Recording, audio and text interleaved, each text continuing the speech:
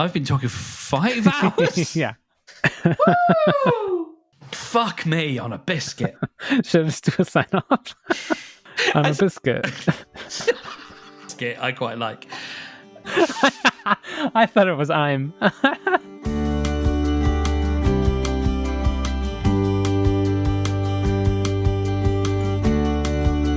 Yeah, so I did a little updating on my website last night, my Rockstar remodel website, and I'm pretty happy with it.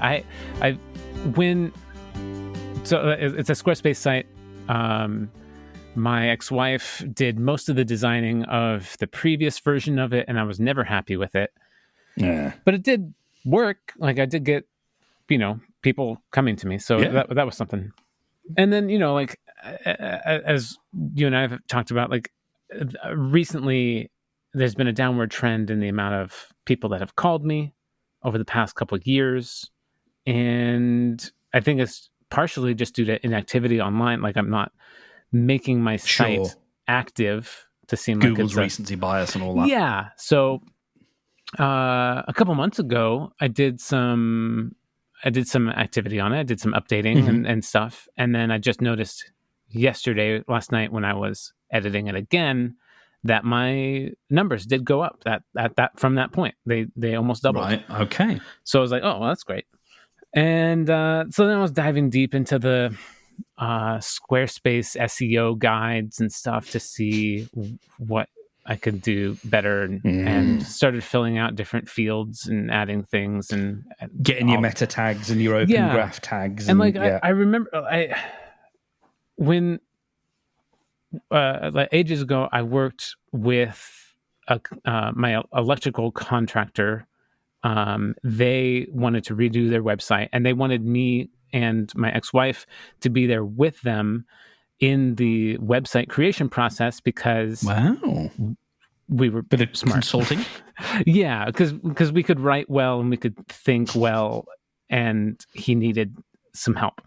And so it's kind of funny because like I think I was there kind of as a translator between my boss, who knows electrical only, and my wife, ex-wife, who knew writing, and me as kind of somebody who knows a little bit of both. I think I was there to kind of mediate between the two. But I got to learn a lot from this website creation company of what they like to do for SEO and things like that. So I got a basic knowledge of it, and more or less, it was like the main lesson, at least I learned, was like when you're writing in the bulk of your web page, you have your keywords over and over again, and you just keep saying Portland electrical contractor, and the thing, like the little things that you want people to search for, you just keep repeating that. And it's really ugly to read, but it's effective at grabbing search results. That was when previously the wisdom anyway. I don't know if it's Oh yeah, it might not. I don't know. That was a decade ago. Yeah. So very outdated probably. But yeah, so I tried to do that a little bit, but also make it readable on my page when I've done it previously. Now I'm actually going into the SEO field and filling stuff in. And yeah, it was good. It was good to see that some changes I did from a few months ago raised the amount of search results and page hits that I'm getting. So that's really great.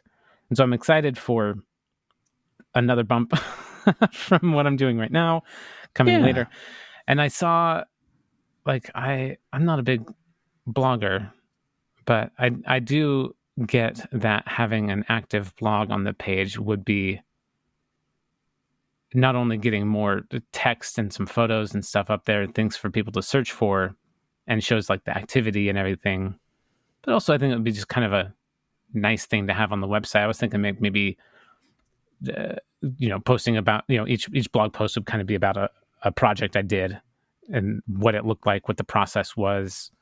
I don't know if I would have numbers on like how much it cost, but I think people would really like that. What about if you did your stuff in your home remodel? Yeah, I mean, I would definitely do that too, for sure. What might be nice is, if I've got my business hat on, is by talking about that, you can subtly talk about how hard it is. and why you need someone to do this for you. So like ostensibly it's like the home remodeler's blog, but actually you're like, listen, I do this for a living.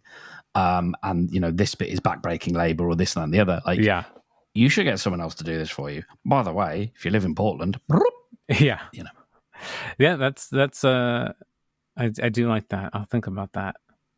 Got to get more page views. Can't turn it on. Yeah, and I don't really want to pay for them. I mean, I'm not against paying for them. Like if I pay and I get page views and I get people buying my services, that's the promise, isn't it?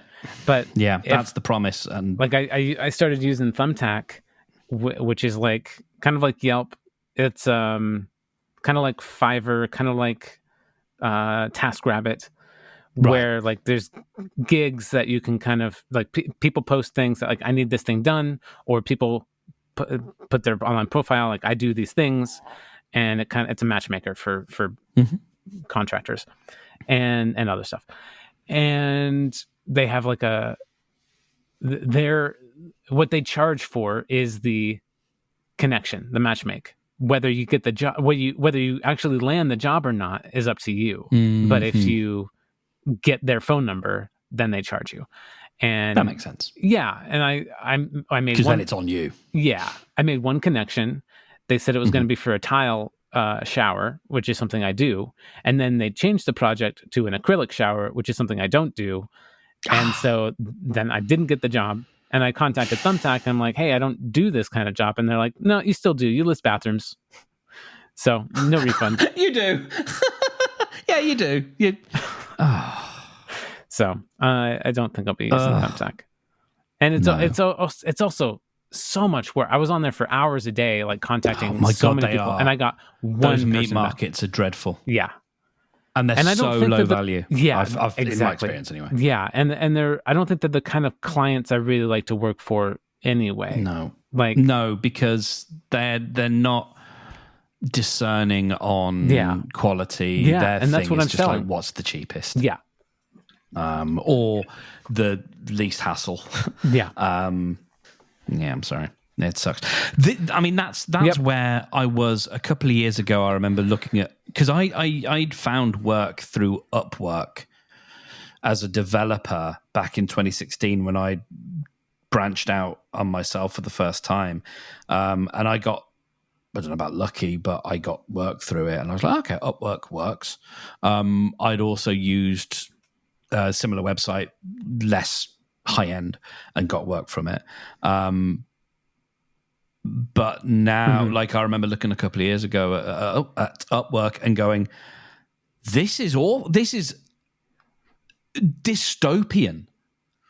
The way that you have, like, you have to buy these what they call connects, and you only get so many, and it's like everyone's getting bilked. There's these grifts left, right, and center from this company that, like, just because, it's like, here's another, it's just greed. Like, before there was a system. I can't remember how people got paid, or Upwork got paid. I'm sure they got paid. Like, there would have been a system whether you get paid to list a job. Like, that's how one of the other sites I used worked.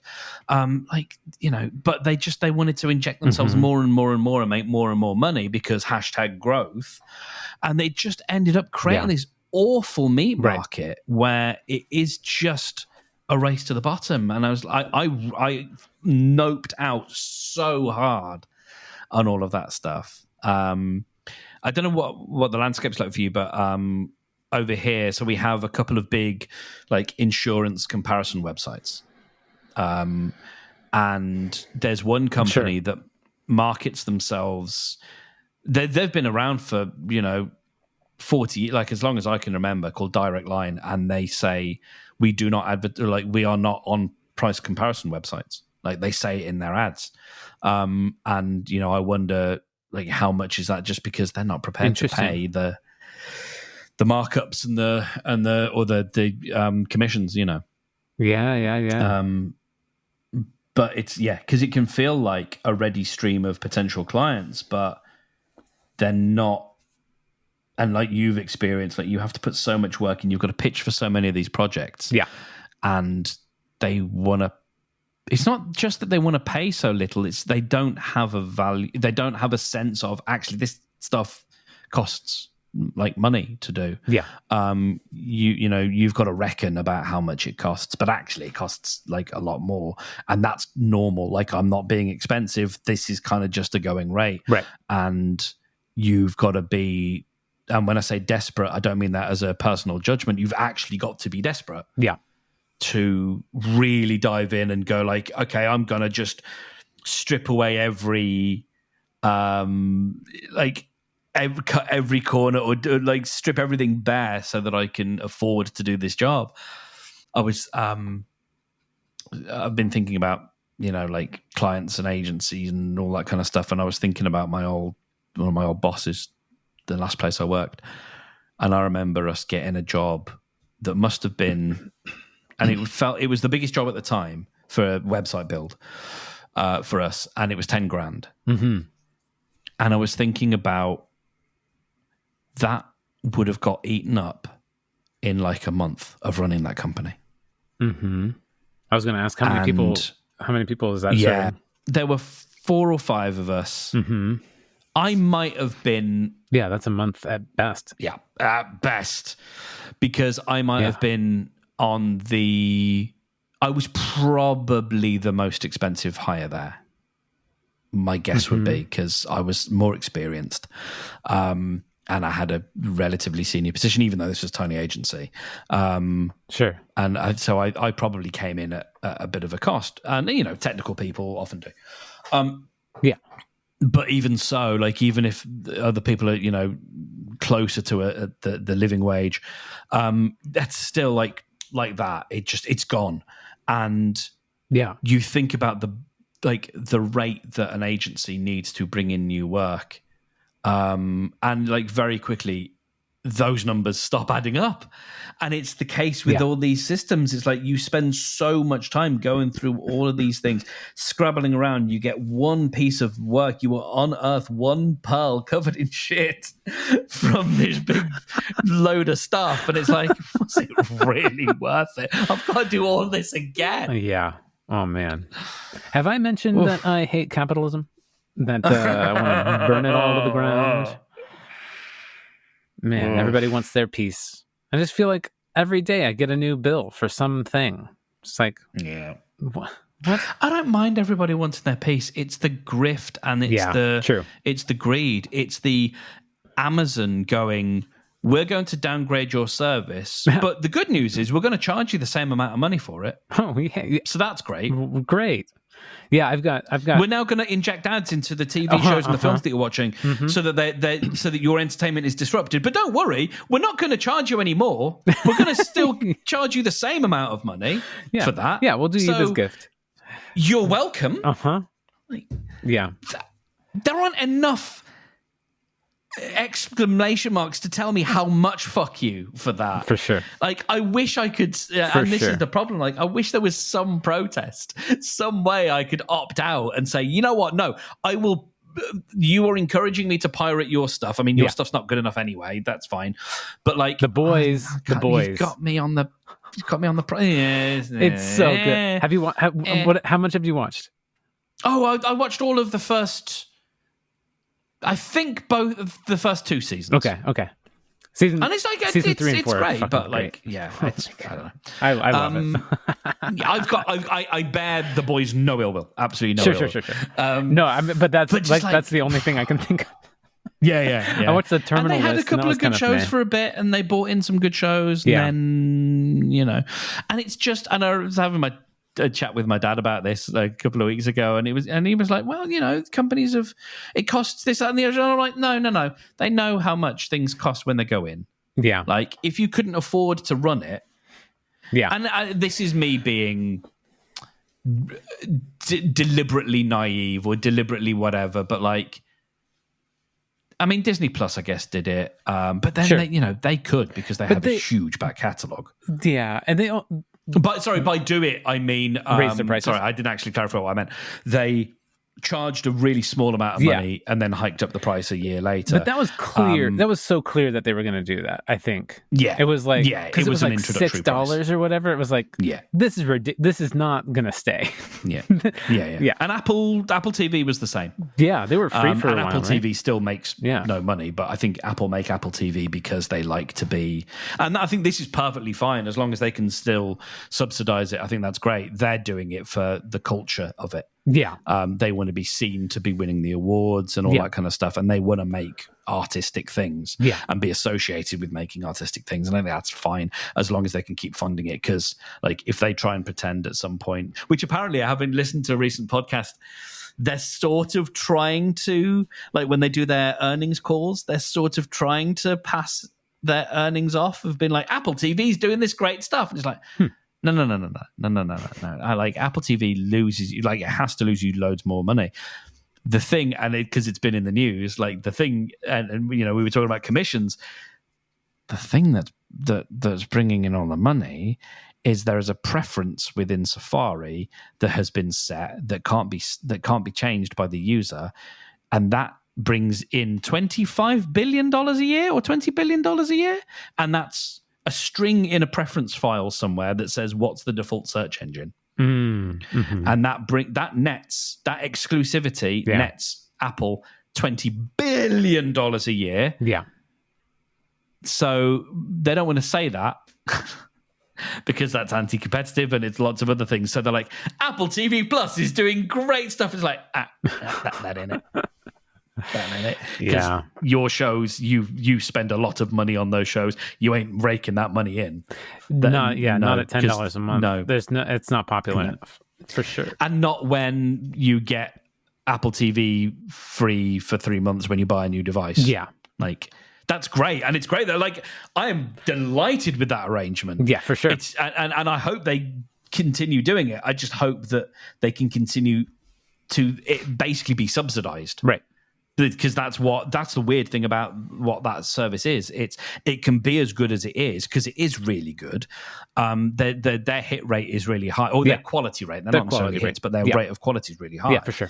And they can do that because they're basically subsidized by themselves. Mm-hmm. And that's my favorite part about the way that Apple run. Like they're way too big. They make way too much money. But at least they do this kindness. Oh, it's so gross. It's so gross. Yeah, for the record, I pirate my mom's Amazon Prime Video account because I haven't had Prime for a couple of years. And I'm opting out of Amazon. No more boxes at my door. I can't do it. Why not? Let's dig into that.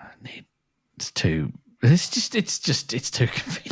It's just too convenient. Comfort. I mean, that's what killed. I got an enormous fan. Sorry, go on. The conveniences. That's the downfall of humanity. We have to balance, like, you know, all the processed foods. They're comfortable. They're convenient. All the you know. There's so many things that aren't coming to my mind right now that are just the thing, you know, like having taking an Uber instead of walking, or you know, like all these different things. We choose the convenient path, and it's not as good for us. There's something to be said. I'm now thinking about all those people.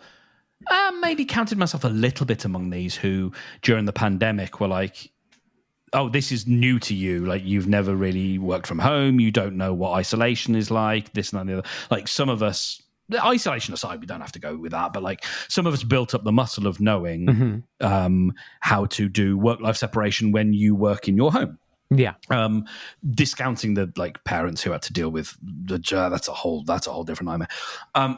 But some of us like built up that muscle, and so when we slid into it, it was like, it's just Tuesday. Yeah. There is something to be said for, because we probably do live in a world, I think we do live in a world where maybe in 20 years' time, a lot of those conveniences are going to not be so readily available for all sorts of different reasons, because we have to make sacrifices. So there's something to be said there for like getting used to living like that, so that in the same way when people were like, I've been doing this, since before it was a pandemic. Like there's an argument there to do the same thing, to be a bit more inured to it. Yeah. But so you bought a big fan. Also, I bought a giant fan. I didn't mean it to be so big. It was bigger enormous. than you expected. It was so big. It was so big. I finally got it out of my house today because I went to Amazon and said, I don't want the fan anymore. And Amazon went, fine, we'll come and pick it up for you, no charge. Like, I know. I'm sorry. I know capitalism sucks, but my God, that's a good deal. A man came. All I had to do was put it back in the box and lazily tape it up, because I know what will happen. What will happen is the man will take it back to Amazon's warehouse and Amazon will sell it at a ridiculous knockdown rate as part of an auction. Yeah. It doesn't have to be in pristine quality, because that's how they'll, and they'll just eat the cost. Or they will just trash it. Yeah. A lot of it just gets trashed. Yeah, I don't know. No, they won't. They won't. No, I can't. Maybe your fan will be fine, but I know a lot of it just gets just trash heaped. Which is, it's like, man, what the fuck? How the fuck does these economics work? I know, because so many people buy on Amazon, but also, wow, the return on investment is, it's easier to just garbage it than to actually find somebody who wants to have it, to buy it. So interestingly, apparently, this is hugely prevalent in, I want to say China. I'm not sure if Korea is the same, but apparently this is very much a cultural thing in China, and it's why there is an association with a lot of cheap, not very well made stuff coming from China. Uh-huh. It's not because they don't know how to make stuff really well. It's because culturally they're they'll buy a, I can't remember the example that I heard, but an iron. Uh-huh. Or a drill. I think it was a drill that was the example. They'll buy a drill because they wanted it for that one job that they needed to do. Yeah. And then they'll do that job, and then they'll come back 2 years later and the drill won't work, and they'll just buy a new one. And the drill doesn't work because really it was only really made to do, it was made to almost be disposable. Wow. Because there is such an idea of I don't know if it's abundance or whatever, but the culture there is much more just chuck it and get a new one. It's so cheap. We can just chuck it and get a new one. Do you ever think about all the... Yeah. Do you ever stop and think about the factories that are building things right now, just conveyor belts of stuff that's just going to be dumped right into a landfill? It's just making stuff to be garbage. I'm sorry. I think it's the man all with the this things. Plastic is being melted and formed and produced for no reason, because it will... Thank you. It will either, one, not be sold. That will just be 1 second. 2, be sold and then be used once, like you were just saying. 3, be sold and be used a couple times and then fall apart, or probably other scenarios that I'm not thinking of. And it's just I do like the utopian idea of the way that 3D printers are coming onto the market, and you can on demand manufacturing that. That's cool. That's really great, and that seems way less wasteful and stuff. But we're far from that dream. It brings to mind, I think, a discussion we had a while back, and I'm trying to remember what book it came from that I was reading. But it's essentially, I think it was talking about brands and differentiation, and an idea that, again, I think, this was in Russia. It might even have been talking about communism and the problem with communism in this particular instance. Mm-hmm. I think it was Rory Sutherland's book. He mentioned the construction of bolts. Oh yeah. You told me about this, and they were were all combined in the same bin, so no company cared about the quality or at least one didn't, and so you didn't know what kind of quality you get. All it takes. That's all it takes. Because there's no skin in the game. Yeah, for sure. And I think about all of those different alphabet soup company names. Yeah. That you see on, like, if you just Google like scooter, an electric scooter, or Amazon is just awash with all these, and it's all the same bike, right, or the same scooter, but under slightly different names. And so when it's anonymized, there is no, and so Amazon basically are having to be the mediator there, and because they're an uncaring corporation, because that's what happens when the corporation is filled with tens of thousands of people, that then just becomes, well, the most expedient way to deal with this problem is landfill. It's not to send it back to the manufacturer and go, you need to make this better. Right. Because you can't do that at scale. So it's just to toss it. Yep. And that stuff, just the thought, and I hope at some point we can look at this and go, we did this as humanity. Like, it's like the prison cell where you have to shit in a bucket and the bucket stays in the prison cell with you. Like, that's what we do. Is we just have bits of our planet that we just go, that's where we put the stuff that we don't want anymore. And there's just piles of, and I'm like, okay, wow, Mark, you've made a real interesting original observation, but just so thinking on that for a second of like, that's waste. Yes. That is the bucket in the jail cell. Yeah. And or we decide, well, this part of the world doesn't matter enough for it to not be filled with shit. Yeah. Yeah. Or this country has paid enough that they're like, no, you can dump shit all over us. That's fine. Like, because just because the country has paid doesn't mean the people consent to having shit poured all over them. No.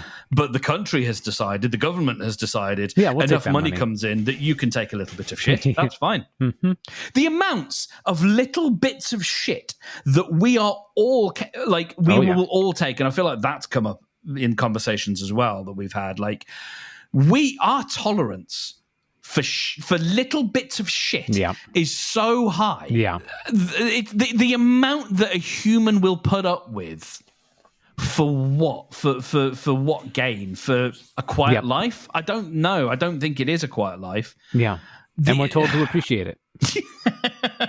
Yeah. Oh man, I'm lost, Brendan. Do you want a map? I'm feeling lost. What? I need a map to somewhere, because I don't know where I am, who I am, what I'm for. I am awash. I am at sea. Wow. At the moment. Wow. Tell me about it. I don't know what I want to do. I don't know what I'm doing that I want. I don't know what I don't want to do. This all sounds very familiar. I feel like I've spent a while. Like, I was just speaking to patron saint of the podcast, Anna, who I've now sent our roller coaster episode to, and say, here's an introduction for you, because she's a good friend, she can take it. I feel like I've been like, listener, I'm miming, sort of putting my hand like as if I'm like patting to find where my wallet is. Like, I've lost my wallet, and I'm sort of doing that and going, is this me? Am I here? Is this what I want? Is this what I want to do with the rest of my... This must be it here. And then I try that for a bit, and it's like, nope. It's like Lisa Simpson trying on all the different versions of Lisa Simpson in one episode, and Skinner comes along and said, no, we already did that one. Shit. Like, I think I'm out of tries. Like, I don't know. And I don't really know where that's come from, but it's certainly appeared over the last couple of days. And I think it's been maybe creeping for a while. Like, and this is why so many little ideas keep cropping up and bubbling up, and I keep chasing them, because I'm like, one of these has to be it. Because I don't know what I am for, or what people want me for. Like, I know what I can do. Put me in, coach. But no, I can't seem to find the team that wants me on their team, so right. That's where I am. I hear you, mate. I hear you. What I'm hearing in that is very familiar to me in terms of my nineness of being so like always trying to find myself, not really know. Self-forgetting is a big part of being a 9, and I hear kind of what Lacey would call dog paddling energy, where it's a very descriptive name. It's just like what yeah, and keep swimming, just keep swimming, just keep swimming. And yeah, man, I feel for you. I feel for you. I wonder, when we had a discussion a while ago about you, like not you being in the ocean and not being able to feel the sand beneath you, and you're just kind of like at the mercy of the waves. And then later at the end of the call, like you kind of felt like you were standing again. And I wonder, like that conversation was like about acceptance and embracing and not trying to try so hard. Do you feel like you're trying hard right now? It sounded like that from your description. Is that you're really trying to figure, like you're patting yourself down, like where is it? What am I? Where? How? All this thing, and not just like being and feeling confident in yourself. That's really that's a thank you. I think that's what I needed to hear, because so what has been part of what kicked this off is the thing that I've sort of painted myself as in terms of work, is a niche within a niche within a niche. And in a big world, like, for example, America, where there are more of the people that do this thing, that's a thing that exists. It's not a thing that exists here. It's confusing people. Like, I just want you to make my podcast. I don't want you to, like, I just want you to make my podcast. That's just, yeah. And what I think is... So and so I had this conversation with someone, and I'm like, in a very 9 kind of way, in a very empathetic to I don't mean empathetic to a fault as a virtue. I just mean, sometimes that can not be as nice and cuddly as it sounds. Sure. Sensing someone's confusion, sensing someone's apprehension. At me being like, no, I don't actually make your podcast.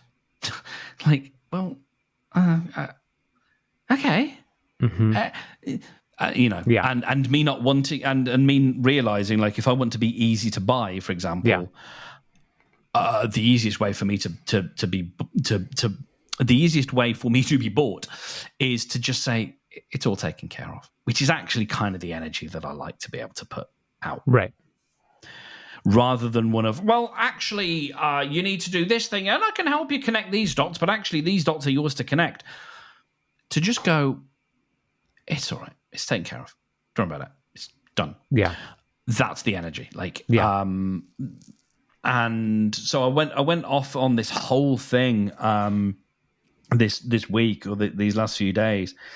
And, I texted you, I think, on that Wednesday night after sort of having this thought about, like, stepping up into a role that I've been, which is not dissimilar to you and what you did, a year or so ago, where you're like, I want to take someone on. Yeah. Is thinking about, like, what does this look like if I decide that, okay, I don't necessarily want to edit episodes, right? Certainly for the rest of my life. What does it look like if episodes still get edited, but not by my hand, and they are, good quality and all that kind of stuff?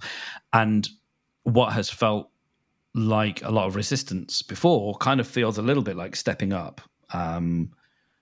But then at the same time, I'm also very aware of chasing shiny objects. And does this feel like another shiny object? Does this feel like another solution without a thing?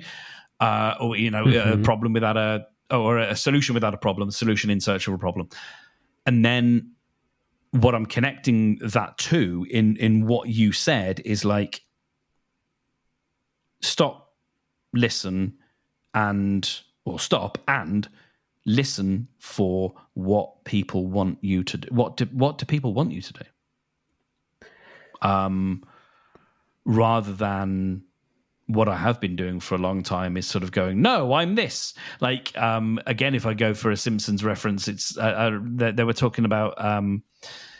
I think this is real. I think he actually wrote at least one or two of these books of the Leonard Nimoy of like, I am Spock. Yeah. I think the first book was like, I am not Spock. And then the second book was, I am Spock. Yeah. And I think I might be in that phase between the two of, okay, fine, I am Spock. Yeah.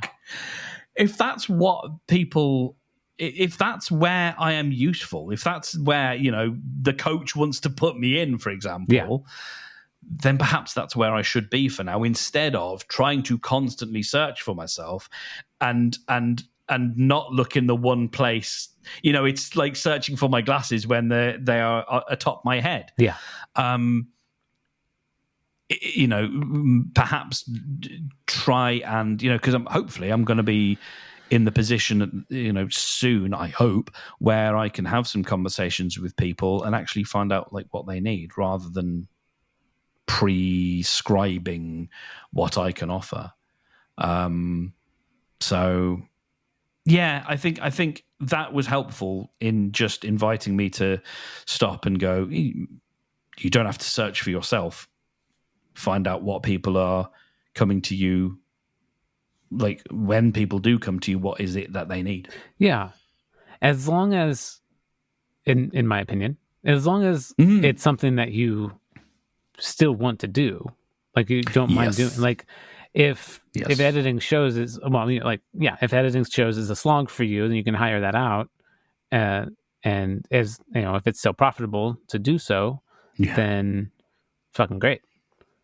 And also, as long as you don't mind managing somebody who's doing that next step, which that's a whole thing on its own. And I know you've sampled into that before, at least. And but yeah, like I get that when people want to come to you and just want the whole thing done. Like I experienced that as a remodeler, and I have. What's interesting about the field I'm in is like there's multiple aspects to a project at times that I can't do. Like even if I want to, or I have the skills to do, like I'm not allowed to do it. Like the plumbing or HVAC stuff or whatever, big electrical things. Like I have been a journeyman electrician. I know how to do pretty much anything inside of a house electrical wise, but I'm not working for a shop. I can't pull permits. I can't do all of the things that they might need to have done. So, so we got to hire an electrician or a plumber or whatever. And the way my business is set up, I don't hire subcontractors. I have the client do it. And the story that I tell people is, I want you to be really comfortable with who comes in your home. I want you to vet this person who's going to be in your space. I want you to have the direct relationship with these people and not have it be through me, because you might use them down the line for something and not have to go through me to get to them. You know that I'm not marking anything up. Like this is a transaction between us and a transaction between them. And like, I feel like that's how I would want things run if I was the client. And so that's how I run it as my business. And I know that's pretty different than some larger outfits. They want to have it all in-house, or they want to have all control over the whole thing because control is money. And money is not as important to me. Customer service and quality is way more important. And so, so I see that kind of in what you're facing as well, that you have the abilities to kind of do everything that they're asking for. It just whether you want to do all those things or not. And some of it, I think, what's interesting is also, I can look at the aspects of the job that are just easy, like the actual editing. Like I do list envy in Logic. It's the only show that I do in Logic, and it's just I don't know. I can't remember why I don't do. I did this in Logic for ages actually, and like it's just easy. It's not the software that I've used the most. I think that would be Audition, but like it's fine. It's enjoyable, and sometimes if I'm feeling distractible, I can listen and I can look at something else. I can tear my eyes away from the screen because I don't actually need to be watching it. Yeah, that's not the same with Descript, the the audio editing software that I use for my clients. I have to pay constant, close attention to the screen at all times because I'm looking at the transcript. Yes.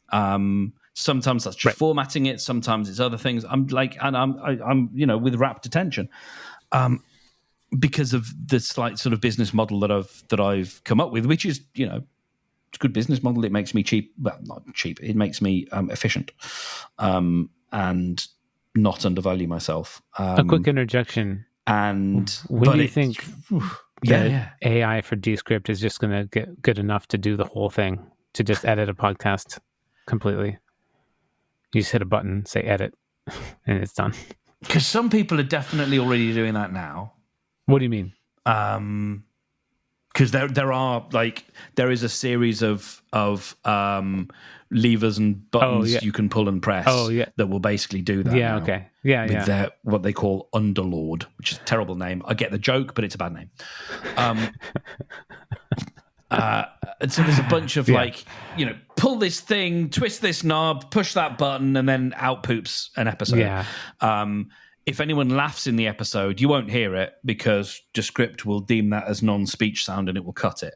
Or you'll get half of a laugh. Yeah, it will take a slightly longer word, or like a word like because, which it always trips up on, and it will cut that word in half because it will deem the other half of it as non-speech sound. Yeah. And so it's like 96% right. It's like it's so close. It's so close. It's so frustrating. You're so close, it's buddy. Not close enough, and it ruins it. No.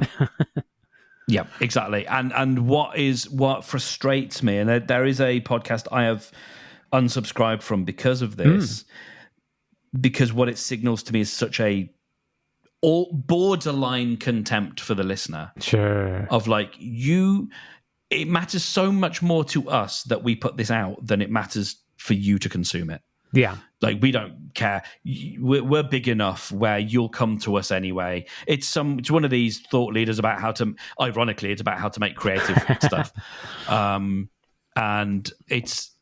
I know who's making it, and it's like, I just want to write to them, and at some point maybe I will, but I'm also like, I've tried to write to the guy himself to be like, you need to fix these things because it's making you sound a lot like you sound low rent. Yeah. You sound low rent. And you charge a heavy premium for your services, and you sound like you're an amateur because your VA is throwing your episode into Descript, pushing put that I'm imagining one of those weird overwrought coffee machines where you're pulling all the things in the foamer and then out pops this episode, and it's got, I think I've mentioned this to you before, but there was someone who was on the show who read their domain name out. The domain name had 2 letters consecutively that are the same letter. It was 2 C's. And because Descript went, that's a repeated word, now everybody thinks that person doesn't know how to say their own website because you type that into the internet and the internet goes, there is no website with that address. But that's exactly the website I just heard, and that's exactly the website that's in the transcript. But because Descript goes, no, there were 2 C's there, one of those was a repeat, that doesn't exist in the...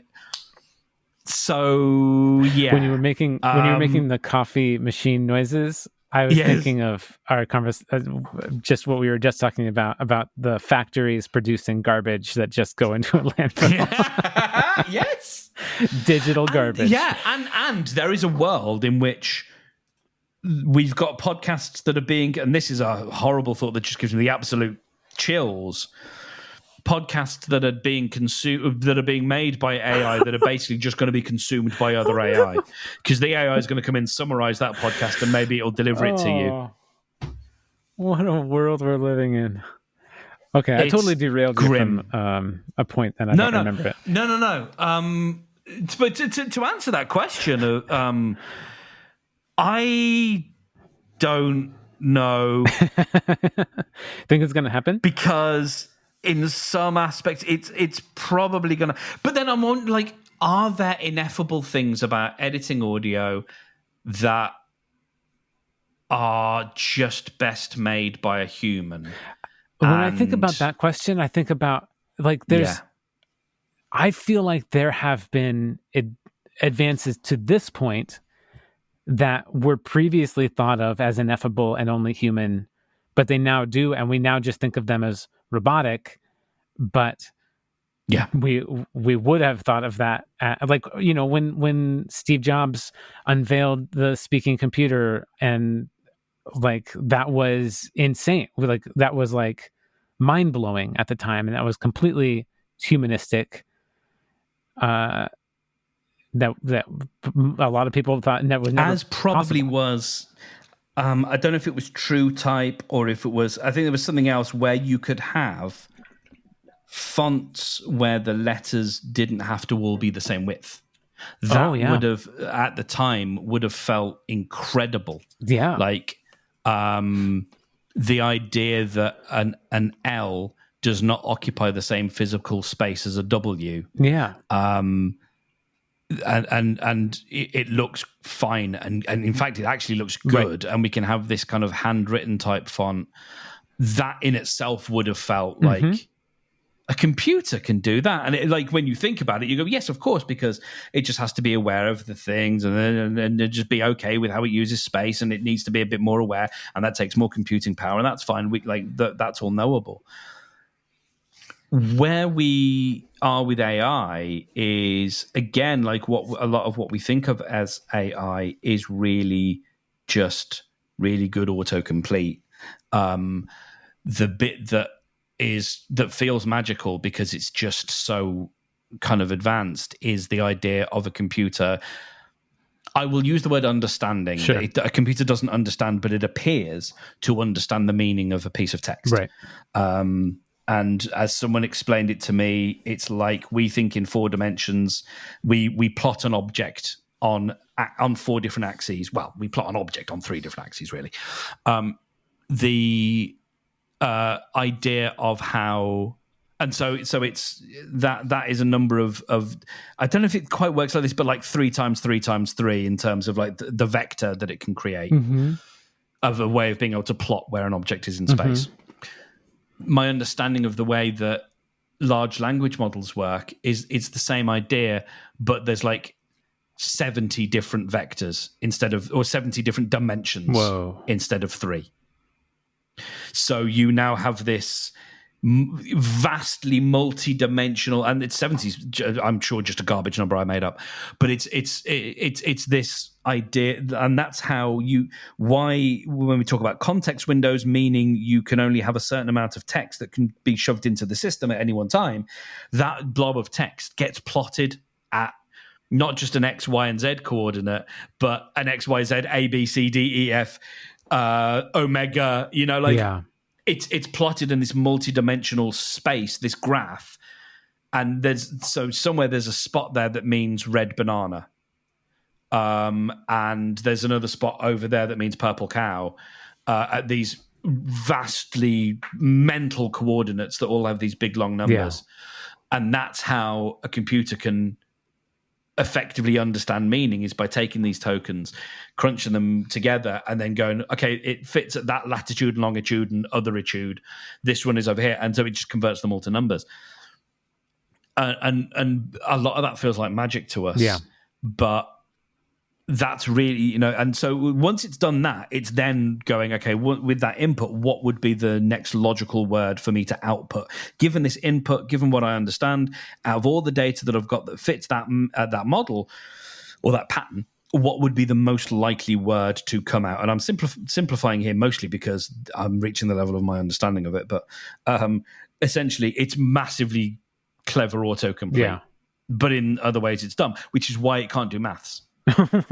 It can't actually reason because it can only go with the next plausible word in the sequence. There was a thing this week, apparently. So Apple have got their AI stuff coming out, which sounds like the biggest, dampest squib that's ever squibbed by all accounts. It feels like a big disappointment this year. Oh, interesting. Okay. I was going to say, that's slang I don't understand. So, squib. A damp squib? Is that a weird Britishism, I wonder? A damp maybe, squib. Or I could just not be cultured. Yeah, who knows? Just a big nothing. It sounds like it's going to be a big nothing. Interesting. But there was...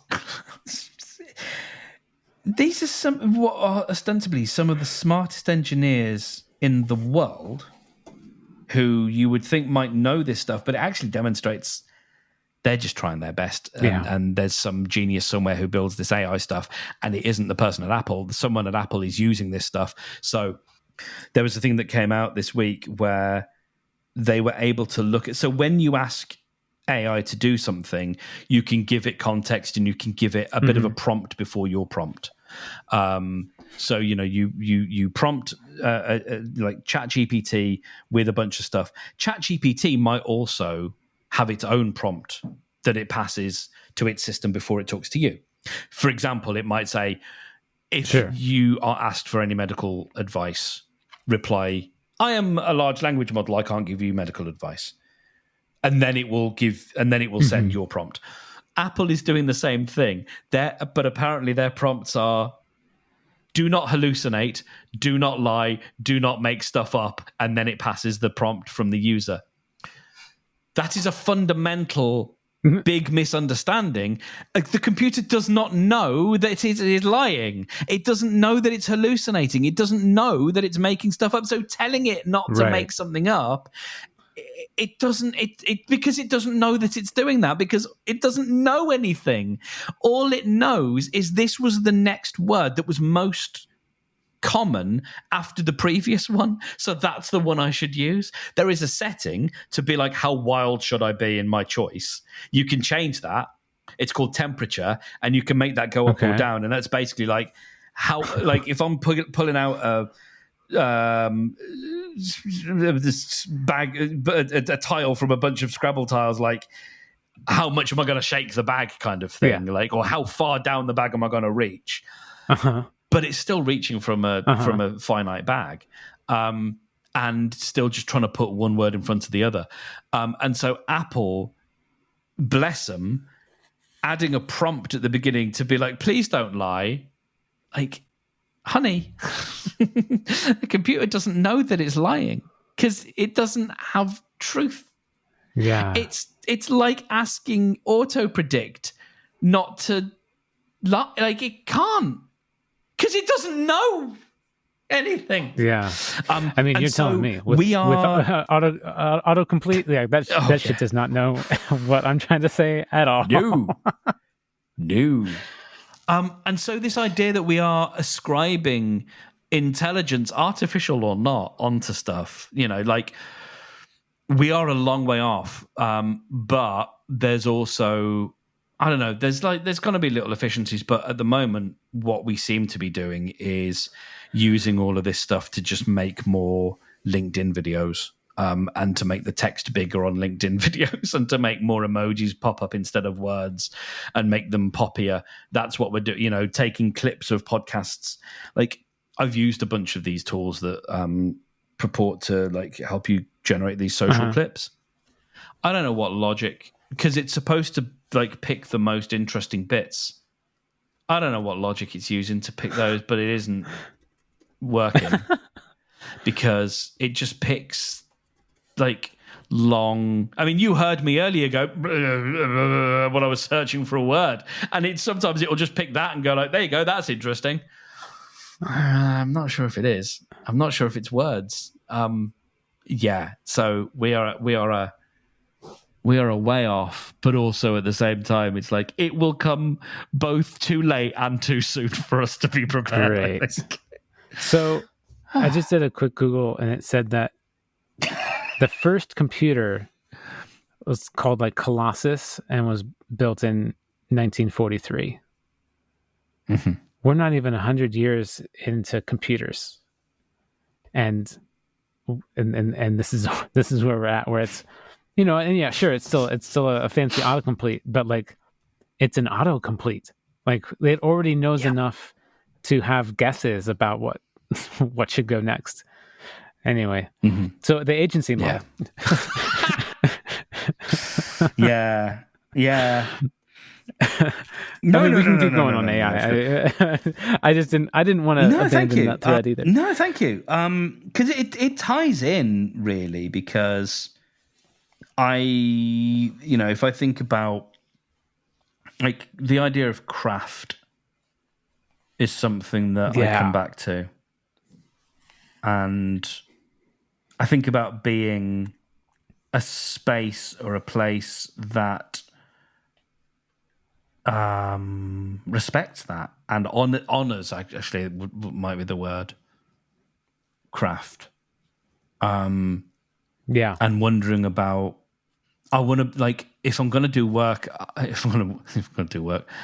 that the phrase "go to work" has been in my head as well. Just like, Mark, just go to work.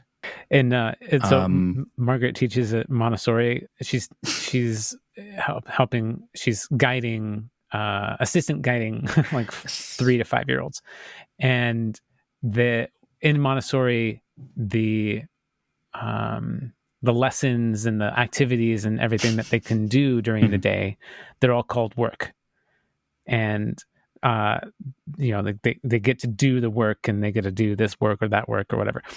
And there's one boy who he's kind of on the spectrum a little bit, and he's like, it was like after lunch or whatever, and they were waiting to wash their hands or something, and he's like, "Can I do my work yet?"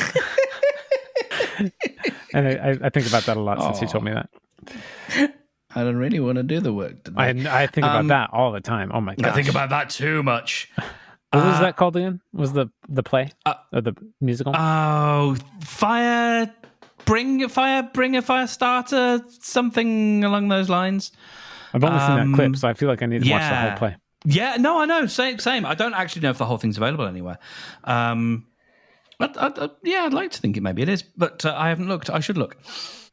I have gone down a rabbit hole of like, I'm pretty sure I've got undiagnosed ADHD. I'm also pretty sure I'm not that fussed about getting a diagnosis, because I'm not that fussed about seeking. Like, I don't think I want to be medicated for it. I want to find other ways to work through it. And one of the things is do the work. I laughed not because of work, but because Karen Hurd has a course on how the Bean Protocol can remedy ADHD.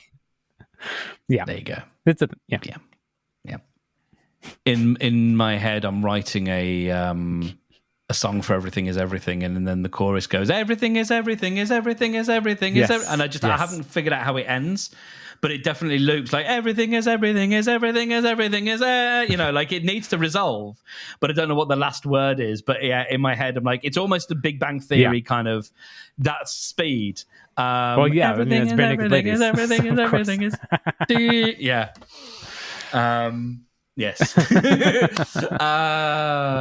We should write it when I'm there. I mean, I have that poem. Everything is everything. So we have the start of it. Do. So we can. Yes. Yeah. Let's write that together. Oh, that'd be fun. I like it. Doom. So yeah, I think exercise. I think I've just got to figure out how to get off my ass and get out and realize what that's for, and that because that's just like, that's number one. I'm eating lots of beans. So there's a bit of that. There's me just like wondering about, if it's just an attention problem, but there's also like, my days like don't always feel like they. I don't know. It's just there's just it's just that noise. It's just that and so the idea of like going to like properly like go to work like has been in my mind. But with that is this thought of craft, and because part of my work, I think, where I'm guilty is I don't think I push out substandard work. I think I always make sure that the work is the best that I can do for the time. But at the same time, I'm also questioning, for want of a better word, is love going into it? Yeah. Is care going into it? Might be, but like when you can feel like. It's an odd example, and I don't know if it completely fits, but in my hand, I've got a little bag, and I've got it's by a company called Hollyland, which is apparently a Chinese company, but they've really wanted to, talking about brands, I think they've really tried hard to brand themselves in a very accessible Western, really well thought out kind of way. I mean, the name's a little bit hokey, but what I have in my hand is what looks like an oversized AirPods case, and it has these little lapel mics. They're actually little magnetizable mics. Cool. And they work really well. They're wireless, and then it has a little receiver that you plug into the bottom of your iPhone, and then that's how it records. So, and that in itself is great. And the whole experience of like on either side of your shirt or something. Yeah, so you can tear the thing apart, what you have is you have the microphone and then you have the back, and then they just snap back on. And so I can wear it here, and just move the thing there. And what's the quality like? Is it good? It's good. It is good. Yeah, it is good. Dang. Yeah, and so this one, so I'm going to start listing off a bunch of little features here, and these are all important to what I'm talking about. So if you look at my shirt, Brendan, you can sort of barely see it, but there's the little black thing there, right? Now, if I take the other one out, the other one has a logo on it. It's exactly the same Unix. It comes with two. What it is the company that makes this is just one of many considerations that I want to point out, and there will be a point to this. They make stickers. So I just put a black sticker on top of the thing so that I didn't have a distracting logo for when I wanted to do video. Nice. So that's just one little consideration that they've made. And there's all sorts of different stickers you can get. There's emoji stickers. There's, I think, different colored stickers. And so if you just wanted something different, you can pop that on the microphone. Or you can do what I did and just have this completely black face. And that's just a sticker on top of the Hollyland logo. Nice. So that's one little consideration. Another little consideration is, or I guess what Merlin Mann might call an affordance, is there is a necklace. I think there's two necklaces, and so the back of the necklace is the back of the magnet, and so you just put the necklace around your neck, so you can just easily effectively pass a mic to someone, just drape the necklace around their neck, and boom, they're ready to go straight off the bat. No worries. I love this. Yes. It also does come with the lapel thing as well, so you can wear it as a traditional lapel mic. When you plug when like all you have to do to pair them is take them out, plug the receiver into the bum of your iPhone, and they're just connected. There's lights that show you various things. There's lights on the case. The case, of course, it wirelessly charges all three items. Wonderful. And it all just works. Everything snaps into place really satisfyingly. And like, I don't know, that might be everything. But there's like, so there's all the different stickers that you can affix to it. There's the little necklaces and all the little bits and pieces. There's the lapel. It's got the little wind socks, little dead cats. Yeah. Like for, what might be about $250, I think. That seems great. It's about £145 here in the UK.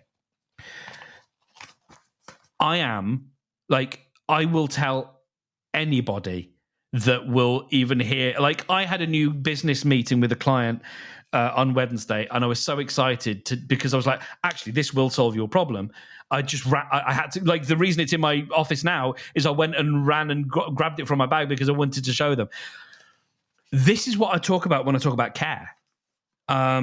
Like, they cared enough. Like, that's not just gimmicks. That's not just if we do these little things, it'll help us sell more. Of course it is.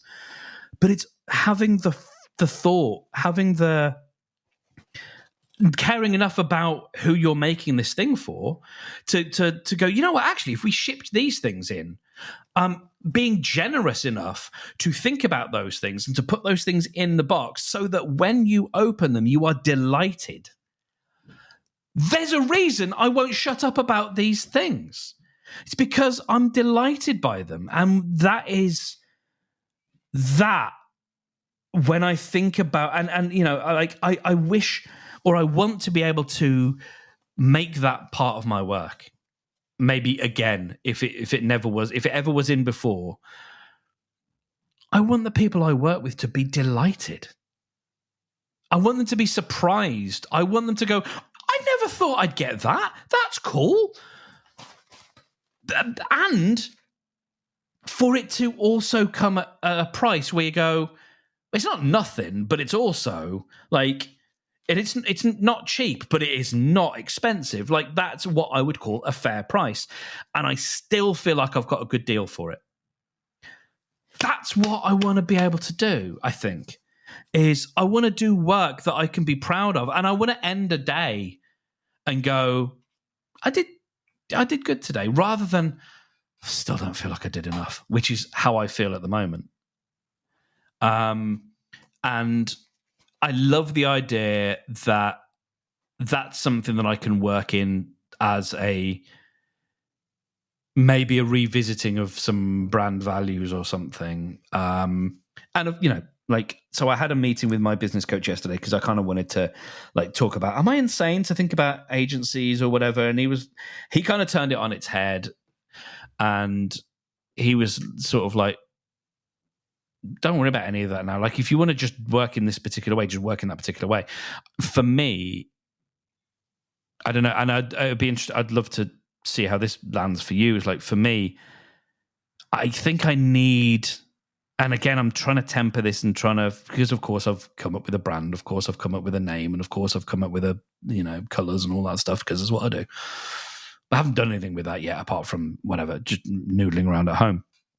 That aside, shiny object syndrome aside, there is the idea of stepping into an identity that is interesting. The identity of whether, because like agency isn't quite the word, but of stepping into something where it isn't just about shipping episodes, but there is something about, there's a little bit of leadership involved, because it does mean working with people, teaching people, training people, coordinating and all those things, orchestrating a little bit, and stepping up, not just stepping into, but actually stepping up and expanding, and yeah, all those things kind of are interesting, because, you know, I'm a very different man than I was even maybe 8 months ago. Trying to shed this "or shucks" country, soft southern. I'm just a simple southern lawyer, dropping that identity and trying to go gosh and trying to go, nah, I know what I'm about. that's a Ron Swanson line, I think. I know what I'm about, son. Like, just as Ron Swanson makes a chair and he can show someone else how to make a chair. Mark Steadman, like, yeah, I know what I'm about, son. And just that idea of craft and delight, and love and care and those things, tying into the question of AI and even the question of like video, and do we spread ourselves over to video, and, you know, everybody's doing video. Should I do video? And actually, can I hold the line and say, I craft audio, and I do it lovingly. This is why I had the on my what was Twitter back in the day profile Audiosmith as my title, because like that was I felt the exact same way. Like, this is about audio, and let's craft it to make it amazing. Like that's important. Yeah. And I wonder if that's what's been. I wonder if that's what I've lost by using Descript, you know, because what I'm crafting, for want of a better word, is something different. Because it definitely feels more like a sausage factory in Descript than it does in something like Logic. What can you pinpoint where and how and why? Like for me, when I'm using Descript, I'm not looking at the transcript. Like I reference it, but I'm looking at the I don't remember what they call it, but the waveform at the bottom, like because I grew up in Logic and like you, and I see in the waveform what I've trained myself on the waveform, and like looking back up at the text, like that's helpful for other things, like highlighting big sections that I want to use as the intro or outro or other thing, you know, like whatever, or highlighting sections like, oh, this could be used for Instagram reel or whatever, you know, like helping the client highlight stuff, but not necessarily. I don't usually edit the text. I edit the waveform. But I'm curious for you, how is it sausage factory ish? What because it's easy or faster or no, I don't think so. Because I think I'm fine with it being easy, and I think it's a phenomenal tool. Sometimes it makes me feel you're a phenomenal tool. Like sometimes it just makes me feel frustrated, but when it works, and which is 98% of the time, it is a phenomenal tool.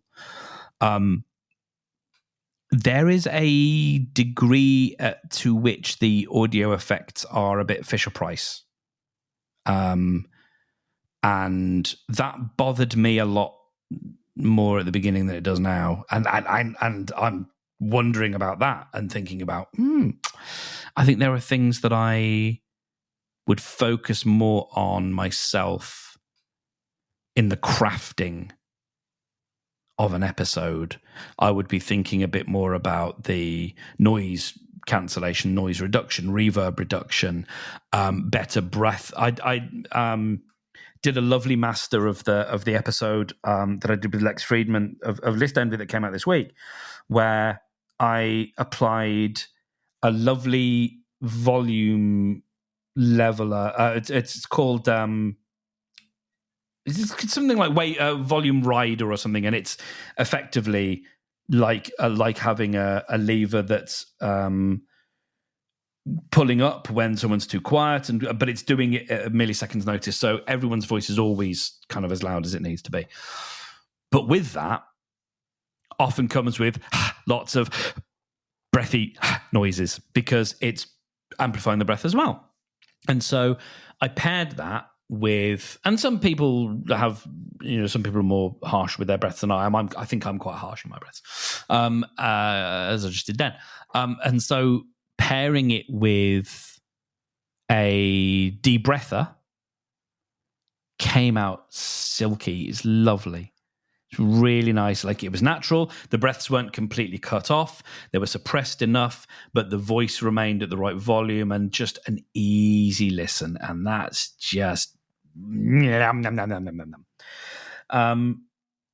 I find myself obsessing and taking care over edits in List Envy that I don't do elsewhere, because I'm like, I don't have time. I've decided I don't have time.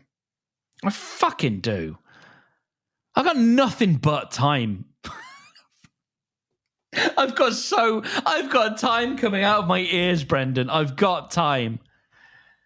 And so what this is sort of helping me kind of uncover and think about is, like, I've been really reluctant, and I've done it once or twice out of a tantrum where I've edited an episode for a client not in Descript.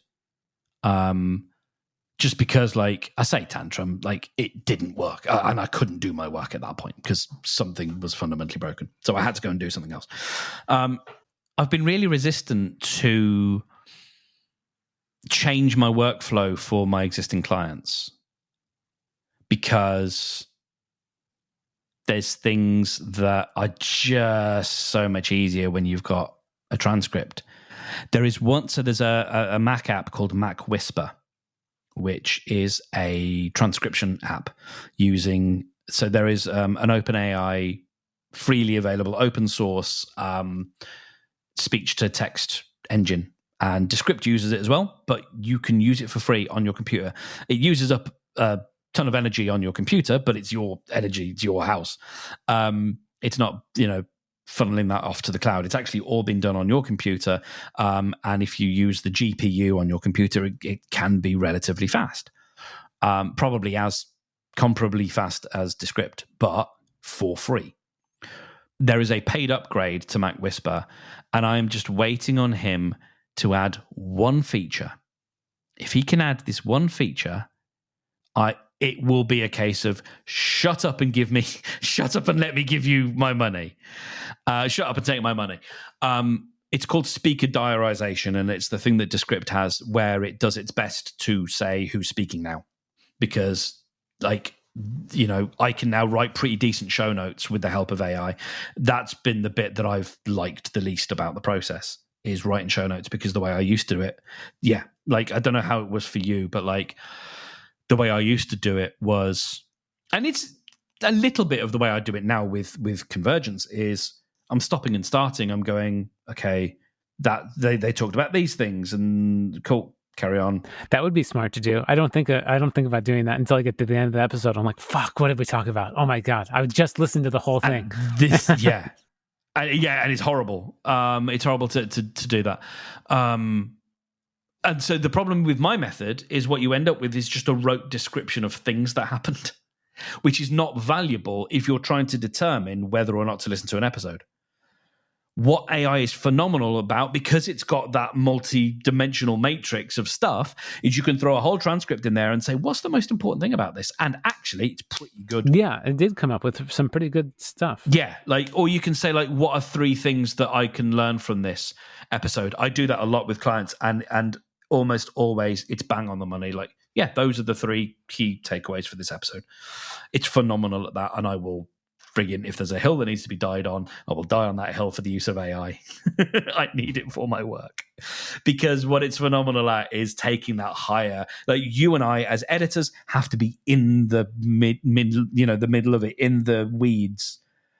We can't zoom out again. It's too much. It's too hard. A computer can do that super easy. So my whole thing, where I'm getting to with all of this, is I've been resistant because that last mile of the transcript and stuff is it's just so much more easy in Descript, and I think I've just got to have a think about. But then also it's and then I've got clients who do video. Right. If I decide that I don't do video anymore because I'm focused on audio, podcasts you used to listen to, they were talking about it this week, actually, their process, and it feels insane, but it works for them, is the show Upgrade. They have an audio, they have, an audio editor, an audio smith. I think, this is someone who edits a lot of those big Apple nerd podcasts. Jim Metzen, is it Jim Metzendorf, or is it someone else? It might be the other guy. But yeah, one of those guys. I think it probably is Jim, isn't it? And I think he does a few of those shows. Someone else does the video. They do a different edit on the video. And actually, that's good, because you should edit audio differently from how you edit video. But because we're in this world of Descript, and because we're thinking about efficiencies, that's what we do. And so I'm out here wondering, what would it look like to just focus on audio craft rather than the word that just came to me as I was thinking about it is like grabby, like graspy of like, sure. Oh, video as well, because stop. You know, like I maintain that video is there to promote audio. I do not believe, and I may be wrong, I might be completely wrong. People didn't turn on the video muted. No, very good point. Also, like, I watch plenty of YouTube videos. I don't watch video. I don't watch video podcasts. I do, and there's there good. Are times. No, thank you, because I need to. There hear are the times when it like the I've talked about this one before. The I Will Teach You to Be Rich podcast. It's a fine it's a great podcast as an audio. It adds a whole another dimension being video because it's a therapy session, because you're seeing people's revelations and their facial expressions. It really matters. Plus, there's numbers and spreadsheets that they put up on the screen, and that's super helpful to follow along with. And so when the podcast calls for it, it's definitely better as a video. But like, nobody needs to see our faces with this conversation. They can get enough out of it by hearing us. We have a visual component. And as you were describing that, I thought, I wonder, because another good example to what you've just said is Hot Ones. Oh yeah. That'd be like, you could listen to it and it'd be funny to listen to it, but it would not be the same experience in the least. Did you know it was an audio podcast? I did not know. That's what I just Googled, or I just searched an Apple podcast. It's an audio podcast. And so this, no, actually they stopped. So it only went up to 2018. All right, that's fine. But it has been an audio podcast. What that tells me is, like, I think that reinforces my point. They're different things. They're different things, yeah. As you've just said, that the therapy session and all that kind of stuff, like, that's, if we use the jobs to be done framework, actually, that's probably not the right framework, but just like, you want to watch people's facial expressions. You want to know, you want to feel that in a different way. You can tell that story. The other circumstance is when we talked about with Ariel Nissenblatt ages ago, on a previous incarnation of what we're kind of doing here, gathering around the wireless. And when enjoying a podcast with another person, I enjoy doing that, like watching the video, like a video version of the podcast. Yes. Unless we're in the car. It's nice to have something to put your face to. Yeah, exactly. If you're just listening, either if you're in the car, you have forward to listen to look at. Yes. Otherwise, where does your face go? And if you just listen. Do you just look at your partner all the time? Right. It's a bit like let's have something to focus on. Otherwise, it's super easy to get distracted and just like you start looking at your phone and you start like picking something else up, and then it's like, well, what are we doing here? You're not really there. Yeah. Speaking of ADHD. Yes. I do feel like, I'm noticing, it's not just you, a lot of people around me are saying that they feel like they have ADHD symptoms and they're wondering about getting a diagnosis and this and that. And I'm not saying they don't, but I do feel like this is another modern phenomenon or contemporary phenomenon that we have technology, we have things constantly bombarding, we have advertisements everywhere, we have so many things trying to get our attention, and our attention is scattered, our attention is broken. I'm 100% with you. One of the arguments that often goes with that, and it's one that I won't sit still for because I think there is a better argument. I don't think let's see if I get this right. I don't think our attention spans are being reduced. Like, there's this thing about young kids, they haven't got attention spans. No, I don't think that's it. And we have got way better at capturing people's attention, which means everything is really good at capturing your attention. Yeah, no, I 100% agree. Which means everything is competing. 100% agree. I was thinking about this. I mean, I have so much I want to get back to you on. I was thinking about this the other day. I don't know. I feel like this is not super PC or thought out or whatever. But like, I saw a woman and her daughter at a bus stop as I was driving by, and I was stopped at a red light or whatever, and I could see them for a few minutes. The woman was, I had a baby carriage in front of her. I think she was managing a child. She could have been on a phone. I'm not sure. I couldn't quite see her hands, but she was doing something. She was preoccupied. The daughter sitting next to her had a Gatorade bottle half filled with water or Gatorade or whatever, and was like balancing it on her arm and like flipping it up and trying to like toss it. And she was just having fun, killing time, not really having fun. She wasn't like elated. She was bored, but she was passing her time juggling this single half-filled bottle and dropping it. And like the mom was like, well, don't get in the street, and like this and that. And I was just thinking, like, when was the last time you just kind of passed time by like tossing a bottle around and for a few minutes and like being fine with and not wanting to like pull your phone out or do a thing? And it occurred to me, here's the spicy bit I guess in the future, in the near future, this generation, next generation, poor people are going to have worse health but better attention ability, and rich people are going to have worse attention but better health because they have access to more expensive foods and a better, easier lifestyle to go working out and stuff. But like poor people, the only food they can afford is shit food. But then they're not going to be bombarded with devices and things.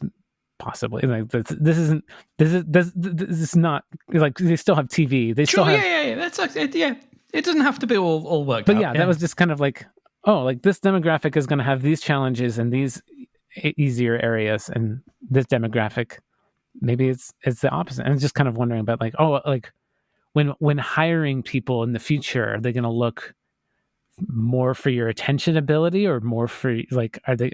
You're not really supposed to look at a person's health, but it also is a factor. Like somebody comes in and they don't seem like they're in good health, you're not going to want to hire them. Yeah, they're not going to feel like a good long-term hire.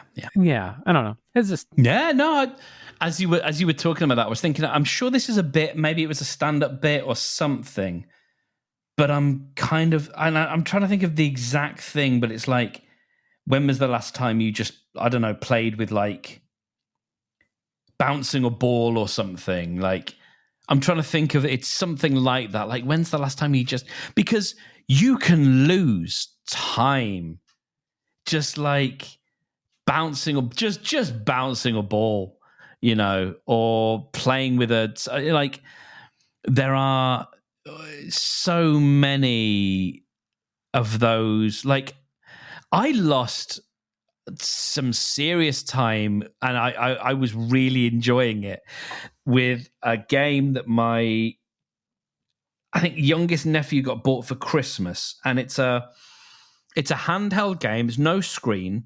It's got a speaker and it's got things that light up, but like a Bop It, sort of. But what it is, it's like if you imagine a sort of a honeycomb shape, and it's got lots of circular discs on the front in the honeycomb, and you've got to pop them a little bit like bubble wrap. So basically, the game is bubble wrap. Oh wow! Oh cool. But it's plastic and it's reusable. Hard. Yeah.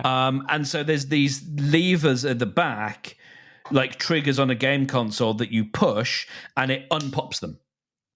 Huh. And so the game, I think, is to clear the bubbles, to pop the bubbles effectively in a certain amount of time, I think.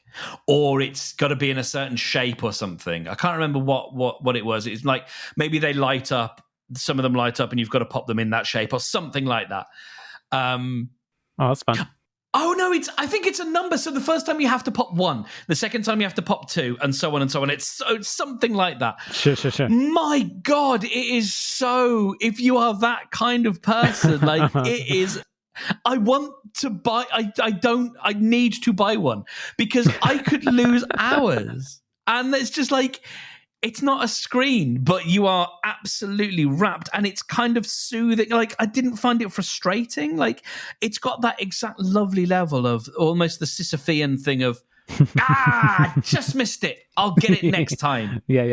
It's that rather than, I want to throw this thing across the room. You know, like, I got so angry with Roscoe today. I yelled at him so loud.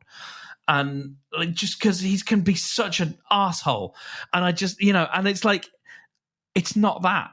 It brings you down. And there's a real art, I think, and a real interest in like, how can you design a game that is, as the millennials would say, chill, but is also prompts you to just get a little bit better. Just you can get a little bit better next time. Like, but it's okay. It's great. So yeah, or like, fidget spinners, just like sitting there with a fidget spinner, idly, just like staring off into the distance or having a bit of a thought, and just that's a meditation. Spinning a fidget toy, like sometimes, like just idling time, like there's nothing wrong with that. Nothing wrong with that at all. I want to touch back on something you said ages ago, actually, about pricing. And I can't actually remember what you said now, but it reminded me of a thing I did at one point, where, and I know you've tried the pay what you want, pay what you can model, but I had some things just out at the end of my street to like to give away or for sale or whatever. I put up a little sign that said, you were talking about the value of those that microphone set, which is just super cool, and like pricing it in a way that makes you feel like it's not overpriced, like you still got a deal, but it's high value, and just kind of trying to find that ground. And so I put a sign out with these things I wanted to sell that said, think about whatever item that you pick out, what is the value that, like, how much would you pay me half, because that way you can walk away and think, haha, sucker, I would have paid double. And for me, like, I get a nice amount. That's great. And then also I also had a little bit at the end, and I said, like, that value, that dollar amount can be zero, but consider what you're doing by bringing something into your life that you have no value for. Something like that. I wrote it better on the thing, but that was that's, you don't see many sort of disclaimers on street signs. And I had another thought about, like, not that you need more avenues to try and more things to consider for your job, but I've noticed that you do something very well, and you do it without trying, and you do it just naturally, and it seems to bring you a lot of joy. And I can't remember if I said this, but you're really good at it. And sometimes people don't want to turn something like that into a service or their job because of a bunch of reasons. But I think that it could work really well for you. And it reminds me of a side project that Margaret wanted to get into at one point. And I think it's still kind of on her back burner. His little passion of hers is baby names. And she wanted to make like a little baby naming service where she has a website, people contact her, like, we want a really good baby name, but we don't know. And we've got this history, family names, and this ethnicity, and this and that. And she could come up with a list of 3 to 5, 10 baby names for a fee or whatever. And you were talking about your agency model, talking with your business coach and this and that. And you were like, and I already have the logo, I have the name, I have this and that. And like, you do that in your sleep. You just, like, it just comes to you. and you have strong opinions, and they're good opinions. Like, like you constantly comment. What I will say is I've got good taste. I believe I've got good taste. Yeah. Oh yeah, and I see you also critiquing, having great criticisms for other people's branding names and choices, like Underlord and all the rest. Like, that also comes so naturally for you. And that would be like, if you had a consultancy firm that created people's brand and presence and that kind of thing, if that was something that you wanted to do, I think you'd be really great at it. Thank you. It's not something I don't want to do. And that could be a part of the whole package with, what you're doing when somebody wants to do a podcast. And definitely. And that has been part of what I've offered. And I design artwork for people. One of the ones that I did recently, I think looks really lovely, and I'm really pleased with it. And they really like it. I think. I just think it could also extend past podcasting as kind of a thing. Yeah. Oh, yeah. No, I agree. So I'm not fighting and I'm not squirming over it either. The resistance is, for me, I think, it's not that I don't believe I could do it, because I sort of do believe I could. And it's a similar thing to what I had when I decided I wasn't just going to be someone who did the nuts and bolts of podcasts, but also had an opinion as to like how you should start one, and like where my opinion actually became part of my product. Because I don't know if, we had these conversations back in the day, but like I wrestled with that for a while of like, I don't have a pedigree. I don't have, and we've talked about this before, I know, on this show, like that sort of track record of I've, helped people get millions of downloads and no. And being conscious of not having that, what we might call social proof or whatever. But knowing just like I can do it, just like I can help, put me in, coach. It's that again. It's just like, I know everybody's got to start somewhere. Yeah. I actually really like the idea, as you were describing it, of just like being in a place that is already set up where that almost gets invited in. Like someone just goes, like, so I'm at my business hippie thing in a month's time, 6 weeks time, and just imagining chat with a couple of people, or with a bunch of people, and they're all sat around and they're like, I'm thinking of starting a new thing, and like someone yells like, Mark, you're really good at coming up with names and whatever's for things, and it happens organically like that. That feels like it would be lovely. Like if it can be invited in, if it's in a real space or if it's in a Zoom space, within an existing community, to just go that, like, let's do a workshop. Let's do a fun little exercise. Because I've even done it over. So I was in a podcast marketing community, and while someone was like, they had their artwork up, and I just started fucking with it. I just started, playing around and moving stuff and going, if you put this thing here, and if you, while they were like, I was doing it silently. I was just off doing the thing, and then just like threw it into the Zoom chat, because I sort of can't not, because it's like, it's in there and it wants to get out. You're like, I know how I can help solve this, and it doesn't mean that my idea should be the thing that people go with, but it's like, it's for me, it's just like, let me get it out. So yeah, it would be fun and it would be lovely. I think if there's a way to make that organically happen. And how was that received in the Zoom call? I think it was like, wow, that that was really good. Like that was, wow, you just did that. I was like, yeah.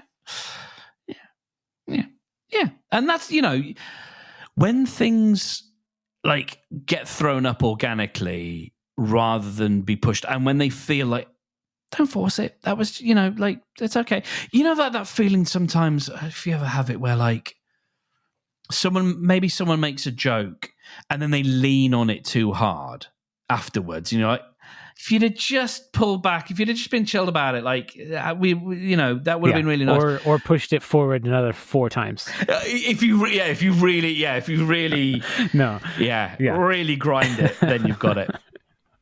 It's that tricky middle ground. You show the self-awareness that you're doing it too much, then it becomes fun. Yeah, because then you show how much you were really needing for that to happen, and it's like, I'm here for it, and I will do it at the drop of a hat. Like, it's the equivalent of the who is it, Saint Peter, who denied Jesus 3 times, then at the crowing of the crow, or the whatever, the crowing of the cockerel, he was like, oh no, Jesus, yeah, I know him. It's the karaoke singer who has to do the 3 denials. Go on up and sing. No, I couldn't possibly. Go on, everyone wants to hear you. No, I couldn't. Go on, Mark. All right then. It has to be done that way. You have to thrice deny, and then you can go up on stage.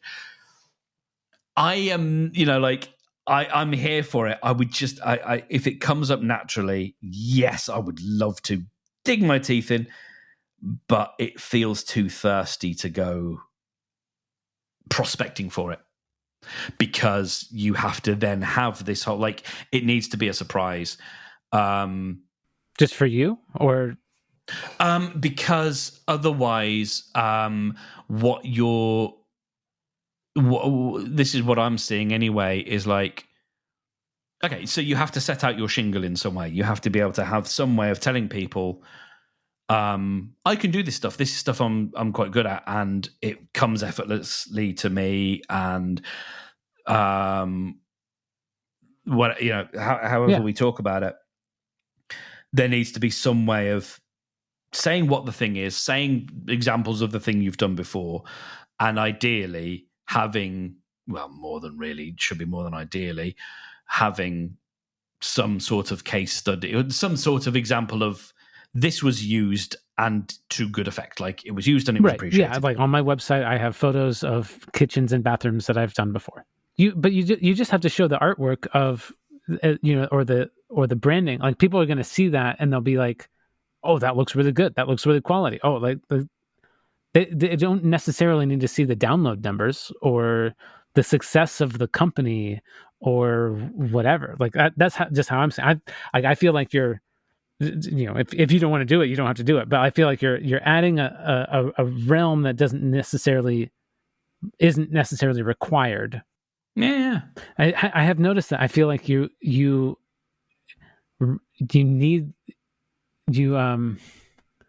have this track in your mind of needing to prove yourself through a certain metric or a certain status that you feel like you not only don't have, but also probably some part of you thinks can never achieve.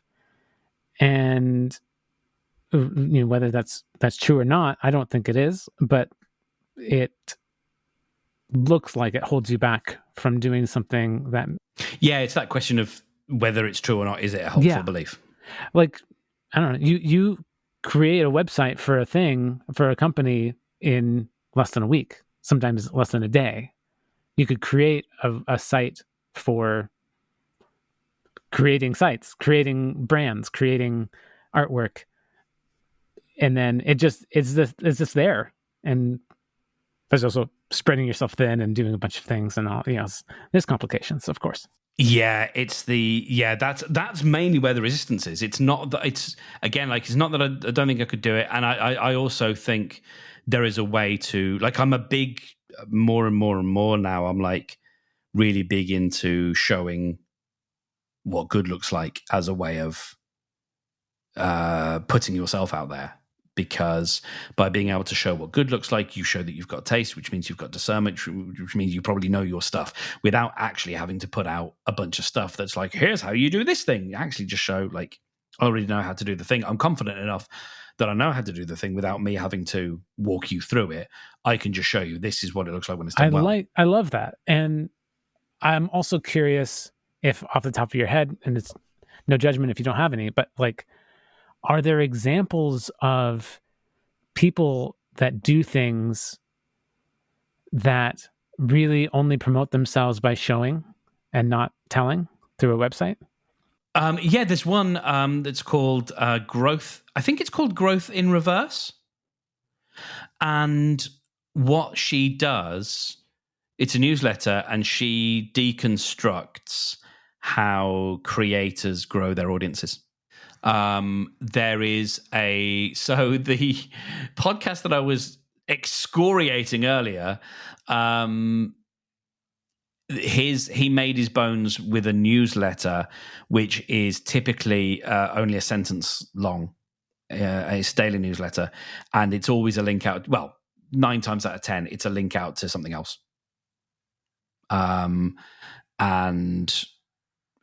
I mean, he spends a lot of time on Twitter, like telling people things in the way that people do on Twitter, and writing threads and all that kind of stuff. And it's lots of shoulds.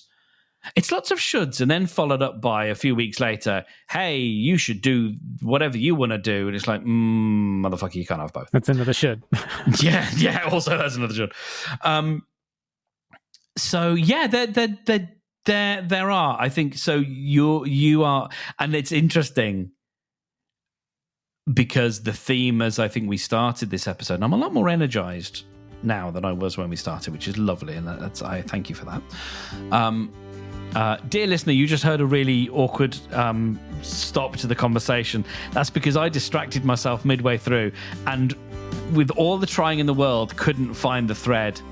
And we don't have the ability for me to be able to rewind the tape because the tape is happening while we're doing the tape. So, Brendan, do you want to do your sign off? Yes, listener. Thank you so much for listening, listener. Thank you. And as always, correct me if I'm wrong.